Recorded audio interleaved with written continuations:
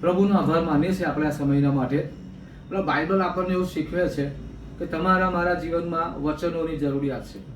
જ્યારે આપણે વચન પર ધ્યાન આપીએ છીએ ને ત્યારે દેવ આપણા પર ધ્યાન આપે છે.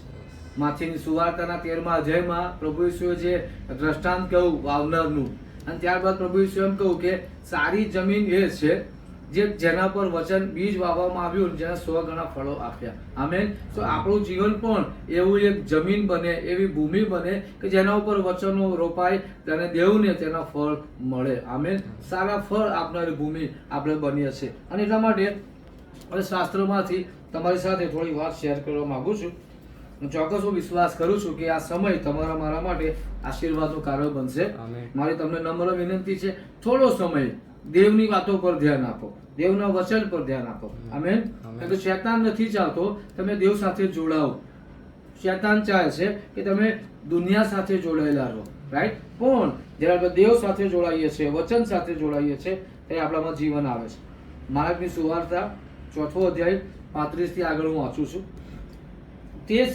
તે દિવસે સાંજ પડી ત્યારે તે તેઓને કહે છે કે આપણે પેલે પાર જઈએ. અને લોકને મૂકી નથી હતા તેમને તેમ તેઓ પોતાની સાથે હોડીમાં લઈ જાય છે. બીજી હોડીઓ પણ તેમની સાથે હતી. અને પવનનું મોટું તોફાન થયું ને હોડીઓ મોજાથી એવી ઉછળી આવ્યા, હોડીમાં મોજાઓ એવી રીતે ઉછળી આવ્યા કે તે ભરાઈ જવા લાગી. ડબુસાએ ઓશિકા પર માથું મૂકીને તે ઊંઘતા હતા. તેઓ તેને જગાડીને કહે છે કે ઉપદેશક, અમે નાશ પામીએ છીએ, તેની તમને શું કંઈ ચિંતા નથી? અને ઈસુએ ઉઠીને પવનને ધમકાવ્યો. એટલે સમુદ્રને કહું કે છાનો રે, શાંત થા, અને પવન બંધ થયો અને મહા શાંતિ થઈ. જાણે તેઓને કહું કે તમે કેમ ભયભીત થાવ છો? શું હજુએ તમને વિશ્વાસ નથી? અને તેઓ બહુ બી ગયા અને માહોમાએ અંદર વાત કરવા લાગ્યા કે આ કોણ છે કે પવન તથા સમુદ્ર પણ તેમનું માને છે. પ્રભુની સ્તુતિ કરીએ છીએ આ વચનના માટે. આજે આ વચનમાંથી આપણે 3 પોઈન્ટ જોવા માંગીએ છીએ વાલાઓ. સૌથી પહેલી વાત આપણે જોઈએ તો કે જ્યારે આપણે વચનને વાંચીએ છીએ ત્યારે શું કહેવા માંગીએ છીએ એ આપણે સમજવાની જરૂરિયાત છે. કે અહીંયા પ્રભુ ઈસુ ખ્રિસ્તે શિષ્યોને એમ કહું, ચાલો આપણે સરોવરને પેલે પાર જઈએ. અને એક જગ્યાએથી બીજી જગ્યાએ તેઓ જઈ રહ્યા હતા અને એ રસ્તામાં તોફાન આવ્યું. અને તોફાનના લીધે પવન બહુ જોરદાર આવવા લાગ્યો. તેના લીધે એ જે પાણી હતું સમુદ્રનું એ હોડીમાં ભરાવા લાગ્યું. અને હોડીમાં ભરાવા લાગ્યું એટલે શિષ્યોએ બૂમ પાડી. ઈસુ તો મસ્ત આરામથી સૂઈ ગયા હતા. હાલેલુયા. કારણ કે તેમને ખબર હતી મેં જે કહ્યું છે એ પૂરું થવાનું જ છે. અને શિષ્યો બૂમ પાડવા લાગ્યા, પ્રભુ મેં મરી જઈએ છીએ, તમને અમારી કે પડેલી નથી. ત્યારબાદ ઈસુ ઊભા થયા. હાલેલુયા. અને પ્રભુ ઈસુએ પવનને ધમકાવ્યો અને ત્યાં પવન કહે છે કે બંધ થયો, ત્યાં સમુદ્રને ધમકાવ્યો, ત્યાં મહા શાંતિ થઈ. ત્યારબાદ ઈસુ એમ કહું, શું તમને હજુ એ વિશ્વાસ નથી? Where is your faith? તમારો વિશ્વાસ ક્યાં છે? એટલે આ શાસ્ત્ર ભાગમાંથી થોડી મિનિટ, થોડો સમય આપણે અભ્યાસ કરવા માંગીએ છીએ. તો ચોક્કસ તમને ખાતરી સાથે કહું છું, જો તમે આ વાત ધ્યાનથી સાંભળશો, સમજવાનો પ્રયત્ન કરશો, તો તમને તમારા જીવનમાં દેવનો એ આશીર્વાદ મળશે, દેવનું એ વચન મળશે, એ સામર્થ્ય મળશે કે જેના દ્વારા તમે તમારા જીવનની દરેક બાબત, થોડી ઘણી નહીં, દરેક બાબતની ઉપરવટ આવી શકશો. સૌથી પહેલા શિષ્યોએ શું કહ્યું ખબર છે? પ્રભુ અમે મરી રહ્યા છે. શિષ્યોની જવાબદારી હતી તેમણે પ્રભુ ઈસુના શબ્દો ઉપર ધ્યાન આપવાનું હતું. કારણ કે ઈસુએ શું કહ્યું હતું? ચાલો આપણે સરોવરને પેલે પાર જઈએ. સો મારો જે સૌથી પહેલો પોઈન્ટ છે આ વાત માટે એ છે કે ઈસુએ જે કહ્યું હતું આપણે સરોવરને પેલે પાર જઈએ, રાઈટ? ઈસુએ જે વાત કરી આપણે સરોવરને પેલે પાર જઈએ, આ વાત ઈસુએ કહી. શિષ્યોની સૌથી પહેલા જવાબદારી હતી પ્રભુના વચન પર વિશ્વાસ રાખે કે પ્રભુએ જે કહ્યું છે એ ખચિત એ પ્રમાણે બનશે. સો મારો જે પહેલો પોઈન્ટ છે તેમાં તમારું ને મારું જીવન એ રીતે જોડાય છે કે તમે ને હું પણ દેવના શબ્દો ઉપર ઊભા રહીએ, દેવના વચનો પર આપણે ઊભા રહેતા શીખીએ. ત્યારે ઈસુએ એમ કહું ને કે આપણે પેલે પાર જઈએ, તો શિષ્યોએ વિશ્વાસ રાખવાનો હતો કે ગમે તેટલું મોટું તોફાન આવે, ગમે તેટલા મોજા ઉછળે, આપણે પેલે પાર જઈશું જ. કેમ કે પ્રભુ ઈસુ ખ્રિસ્ત એ દેવ છે અને કદી જૂઠું બોલતા નથી. ઘણી બધી વાર આપણે શું આપણા જીવનમાં શું બને છે કે પ્રભુના વચનો આપણે વાંચતા હોઈએ છીએ, મનન કરતા હોઈએ છીએ, શીખતા હોય છે, પણ જ્યારે કોઈ એવી પરિસ્થિતિ આવે છે ને ત્યારે આપણે વચન પર ઊભા રહેતા નથી. આપણે પરિસ્થિતિ જોઈને બી જઈએ છીએ, આપણે પરિસ્થિતિ વિશે નકારાત્મક બની જઈએ છીએ અને આપણને એવું લાગે છે કે હવે મારા લાઈફમાં કોઈ આશા નથી. એ જરૂરી છે વાલાઓ કે તમે ને હું દેવના વચન પર ઊભા રહેતા શીખીએ. ભલે કોઈ પણ પરિસ્થિતિ હોય, જો તમે દેવના વચન પર ઊભા રહેશો ને તો એ દેવનું વચન તમારા માટે દ્વાર ઉઘાડશે. એ દેવનું વચન તમને સાજાપણું આપશે. એ દેવનું વચન તમારી જરૂરિયાતો પૂરી પાડશે અને દેવનું વચન તમને તમારા જીવનમાં સફળ કરશે, ઊંચા ઉઠાવશે. સો આજે તમારા લાઈફમાં કોઈ પણ સમય છે, તમે કદાચ જોબ કરી રહ્યા છો, બિઝનેસ કરી રહ્યા છો, કોઈક સ્ટ્રગલમાંથી પસાર થઈ રહ્યા છો, તો તમે વિચાર કરો, મારી જોબના માટે દેવનું વચન શું છે, મારા બિઝનેસના માટે દેવનું વચન શું છે, મારા ફાઇનાન્સના માટે દેવનું વચન શું કહેવા માંગે છે. એટલે દેવનું વચન લો અને દેવના વચન પર તમે ઉભા રહો. કે વાલાઓ, આ પૃથ્વી પરના આપણા જીવનમાં સૌથી જરૂરી બાબત એ છે કે તમે હું દેવના વચનો પર ફોકસ રાખીએ, દેવના વચન પર ધ્યાન રાખીએ. એટલે જો જીવનમાં આવતી પરિસ્થિતિ પર ધ્યાન રાખીશું ને તો એ પરિસ્થિતિઓ ડૂબાડી દેશે. વચન પર આધાર રાખીશું ને તો એ વચન તમને મને ઉપર લઈ આવશે. આમેન. શું? વચન પર વિશ્વાસ રાખો. તમને શેની જરૂર છે? તમને તંદુરસ્તીની જરૂરિયાત છે? વચન શું કહે છે? હું તારા સર્વ રોગ મટાડીશ. તમને ફાઇનાન્સની જરૂરિયાત છે? વચન એમ કહે છે યહોવાનો આશીર્વાદ ધનવાન બનાવે છે. તમે સ્ટડી કરો છો, તમે ફર્ધર સ્ટડી માટે આગળ વધવા માંગો છો, વચન શું કહે છે? હું તને સફળ કરીશ.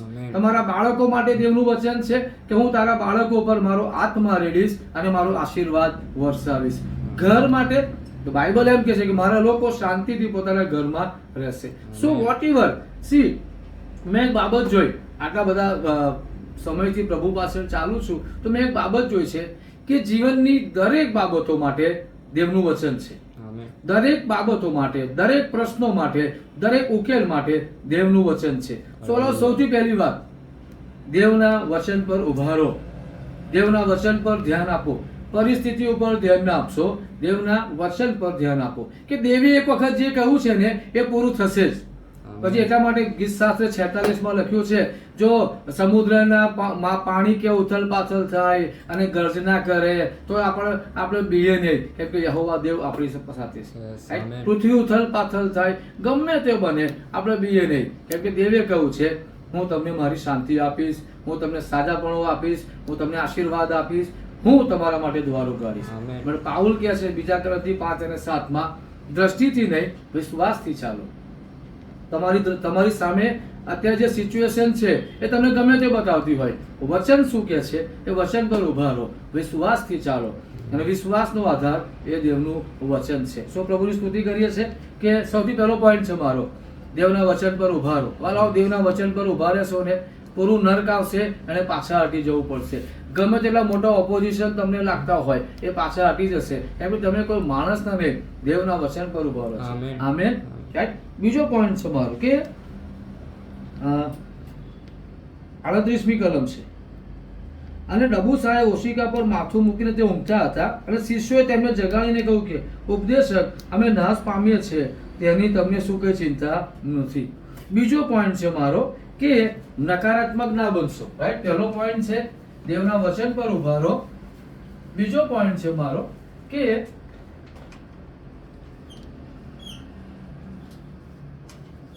નકારાત્મક ના બનશો. નકારાત્મક ના બનશો. રાઈટ. બીજો પોઈન્ટ છે મારો સમજવા જેવો છે, એટલા માટે કે આજે મોટાભાગના લોકો પોતાના જીવનમાં નેગેટિવ બની જાય છે. કોઈ પણ પરિસ્થિતિ આવી નેગેટિવ બની જાય છે અને નેગેટિવ બોલવાની શરૂઆત કરે છે. અહીંયા શું થયું કે તોફાન બહાર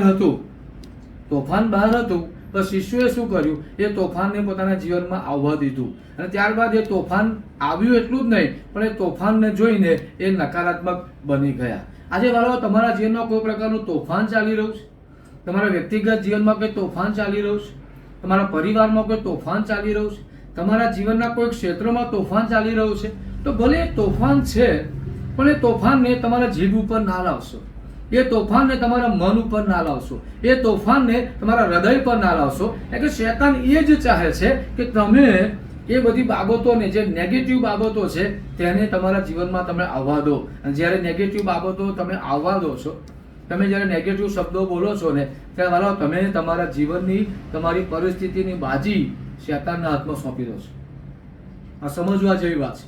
આ પૃથ્વી પરના જીવનમાં તમે હું વચન સમજીશું, કેવી રીતે દેવ કામ કરે છે એ સમજીશું, કેવી રીતે શૈતાન કામ કરે છે એ સમજીશું ને, તો આપણે આપણા જીવનમાં સફળ થઈ શકીશું. કારણ કે દેવ વચન દ્વારા કામ કરે છે, શૈતાન નેગેટિવિટી દ્વારા કામ કરે છે.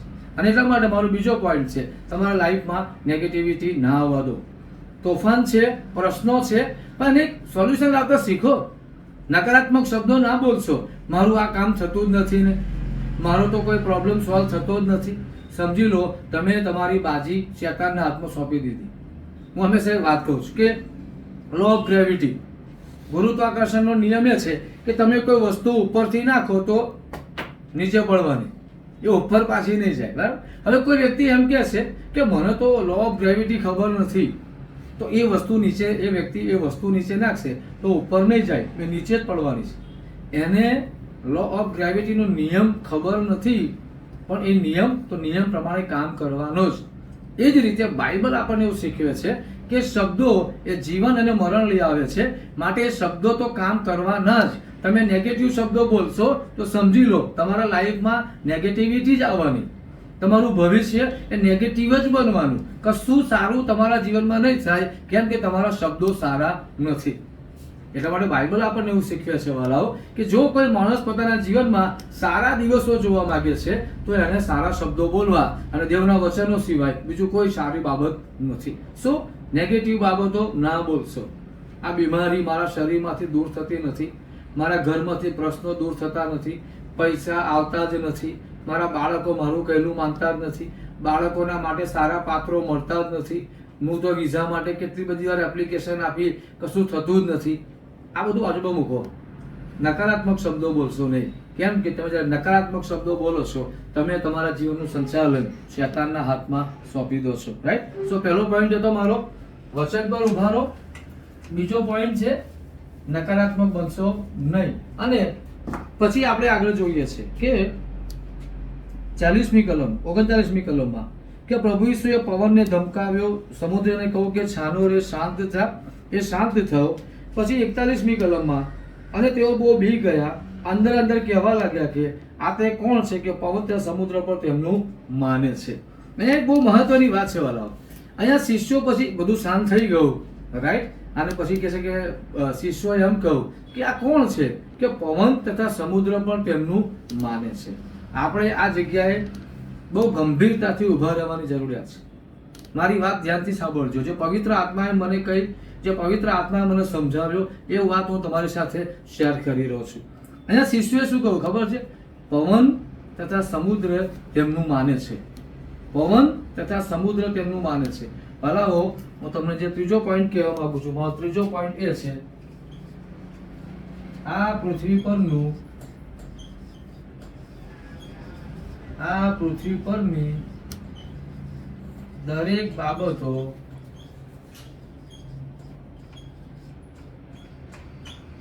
દેવનું માને છે. Amen, amen, hallelujah, hallelujah. આ પૃથ્વી પરની દરેક બાબતો દેવનું માને છે. ખાલી સમુદ્ર અને પવન જ નહીં, બીમારી પણ દેવનું માને છે, પ્રશ્નો દેવનું માને છે, આર્થિક મુશ્કેલીઓ દેવનું માને છે, વ્યસનો દેવનું માને છે, અંધકારના પરિબળો શૈતાન દેવનું માને છે. જ્યાં જ્યાં પ્રભુનો અધિકાર ચાલે છે ત્યાં બધી બાબતો તૂટી જાય છે. અને એટલા માટે વાલાઓ, આજે એક જગ્યાએ આવીને ઉભા રહો, આજે એક મજબૂતાઈથી ઉભા રહો, અને એ મજબૂતાઈથી ઉભા રહો. દેવ સર્વશક્તિમાન છે. God is a almighty God. એ કંઈ પણ કરી શકે છે. એ વિશ્વાસમાં આવીને ઉભા રહો. દેવ કંઈ પણ કરી શકે છે. જો પવન તથા સમુદ્ર તેમનું માને છે તો મારા જીવનના પ્રશ્નો પણ તેમનું માને છે. મારા જીવનના પ્રશ્નો પણ દૂર થશે, મારી મુશ્કેલીઓ પણ દૂર થશે, મારી સામે જે કંઈ તોફાનો છે એ શાંત થશે. કેમ કે પ્રભુ ઈસુ ખ્રિસ્તને આ પૃથ્વી પરની દરેક બાબતો પર અધિકાર છે. આ 3 પોઈન્ટ દેવના વચનો પર ઉભા રહો, બીજો પોઈન્ટ છે નકારાત્મક ના બનશો. અને ત્રીજો પોઈન્ટ બધું દેવનું કહેલું માને છે. સમજો પિતરે આખી રાત મહેનત કરી અને એકેય માછલી નથી આવી. ત્યાં પ્રભુ ઈસુ ખ્રિસ્ત આવે તો આ જગ્યાએ જાળ નાખ, અને પિતર એ જગ્યાએ જાળો નાખી તો કહે છે કે એટલી બધી માછલીઓ આવી કે જાળ ફાટવા લાગી. મને ઘણીવાર વિચાર આવે કે પિતરને પ્રભુ ઈસુ બીજી કોઈ સરોવરમાં, બીજા કોઈ કિનારે લઈ ગયા હોત, બીજી કોઈ નદી પાસે લઈ ગયા હોત અને પછી એમ કહ્યું કે જાળ નાખ અને માછલીઓ આવી હોત, એમ થાત આ તો જગ્યા બદલાઈ એટલા માટે, રાઈટ? તો ત્યાં એ જ પિતર, એ જ જાળ અને એ જ સરોવર, અને ત્યાં પ્રભુ ઈસુ ખ્રિસ્તે કહ્યું આ જગ્યાએ જાળ નાખ. હલો, સમજો ત્યાં દેવે પિતરની જાળમાં માછલીઓને જવા માટેની આજ્ઞા આપી, રાઈટ? દેવે માછલીઓને ત્યાં જવા માટેની આજ્ઞા આપી. તો આજે માછલીઓ દેવનું કહેલું માને છે, એ સમુદ્ર દેવનું કહેલું માને છે. તો વાલાઓ, તમારા માટે પણ દેવ આજ્ઞા આપશે ને, તમારા માટેના દ્વારો ખોલી જશે. આમેન. તમારા માટેના બ્લેસિંગ રિલીઝ થશે, તમારા માટે સાજાપણું વહેતું થશે, તમારા માટે ચમત્કારો વહેતા થશે. એ દેવ બોલશે, બધું જ થઈ જશે. અને એ વિશ્વાસમાં ઉભા રહો, મારા જીવનના કોઈ પણ પ્રશ્ન કરતા દેવ મોટા છે, દેવ મોટા છે. આમેન. સો પ્રભુ તમને આજના વચન દ્વારા આશીર્વાદિત કરે. અને આ 3 પોઈન્ટ તમારા હૃદયમાં કાયમ માટે રાખજો, લખી રાખજો કે એક, મારે કોઈ પણ પરિસ્થિતિ હોય, દેવના વચન પર ઉભા રહેવાની જરૂરિયાત છે, દેવના વચનો બોલવાની જરૂરિયાત છે, દેવના વચનો પ્રમાણે પ્રાર્થના કરવાની જરૂરિયાત છે. મારે ભલે પરિસ્થિતિ નેગેટિવ હોય, મારે નેગેટિવ બનવાનું નથી. અને ત્રીજી બાબત છે, મારે એ વિશ્વાસ રાખવાનો છે, મારે દેવ પર, ત્રિએક પરમેશ્વર પર એ વિશ્વાસ રાખવાનો છે એ કંઈ પણ કરી શકે છે. એટલા માટે ઈસુએ કહ્યું, તમારો વિશ્વાસ ક્યાં છે? Where is your faith? તમારા જીવનમાં જ્યારે કોઈ પ્રશ્ન આવે છે, કોઈ મુશ્કેલી આવે છે, કોઈ તંગી આવે છે, કોઈ બીમારી, વોટ એવર કંઈ પણ આવે છે, ત્યારે તમારો વિશ્વાસ કઈ જતો રહે છે? ઘણા બધા સમયો સુધી આપણે પ્રભુના વચનો વાંચ્યા, સંગતોમાં ગયા, વચનો સાંભળ્યા, જ્યારે કોઈ પરિસ્થિતિ આવે છે ને, આપણે ડામાડોળ થઈ જઈએ છીએ. ઈસુ તમને મને એમ કે છે એ સમયે, વેર ઇઝ યોર ફેથ? તમારો વિશ્વાસ ક્યાં છે? તમારો મારો વિશ્વાસ ક્યાં છે? સો વાલાઓ, પ્રભુ આપણી મદદ કરશે, પ્રભુ તમારા પ્રશ્નો દૂર કરશે, પ્રભુ તમારી દરેક મુશ્કેલીઓ દૂર કરશે, દરેક મૂંઝવણ દૂર કરશે, પ્રભુ તમારા માટે દ્વાર ઉગાડશે. પણ આ 3 બાબતો લઈને સાથે ચાલો, વચન ઉપર ફોકસ કરો, વચન પર ધ્યાન આપો. એટલા માટે બાઇબલ એમ કે છે યહોશુઆના પહેલા અધ્યાયમાં, એ નિયમ શાસ્ત્ર તારા મોંમાંથી જાય નહીં, દિવસે રાત્રે તું તેનું મનન કર, તેમાં જે લખ્યું છે કાળજીથી પાડીશ, ત્યારે જ તારો માર્ગ આબાદ થશે અને તું સફળ થઈશ. ત્યારે વાલાઓ, પ્રભુના વચનો પર ધ્યાન આપો અને પ્રભુ તમને ખૂબ આગળ વધારે, પ્રભુ તમને ખૂબ આશીર્વાદિત કરે, પ્રભુ તમારી હૃદયની બધી ઈચ્છા પૂરી કરે, પ્રભુ તમારા માટે દ્વાર ઉઘાડે, પ્રભુ તમને સાજાપણું આપે, પ્રભુ તમને નવા સ્થાનોમાં લઈ જાય, એ મારી પ્રાર્થના અને મારા આશીર્વાદો છે. આવો પ્રાર્થના કરીએ આપણે. દયાળુ પ્રભુ, અમે તમારો આભાર માનીએ છીએ, સ્તુતિ કરીએ છીએ આ સમયના માટે અને આ વાલાઓના જીવનોને પ્રભુ હું તમારી પાસે લાવું છું. પ્રભુ, જો કોઈ વ્યક્તિના જીવનમાં મુશ્કેલી છે, પ્રશ્નો છે, બીમારી છે, અંધકારના પરિબળો કામ કરી રહ્યા છે, પરિસ્થિતિએ તેમને નિરાશ બનાવી દીધા છે, તો આજે મારી વિનંતી છે કે તમારા પવિત્ર આત્મા દ્વારા તમે તેમને એક નવી હિંમત પૂરી પાડો.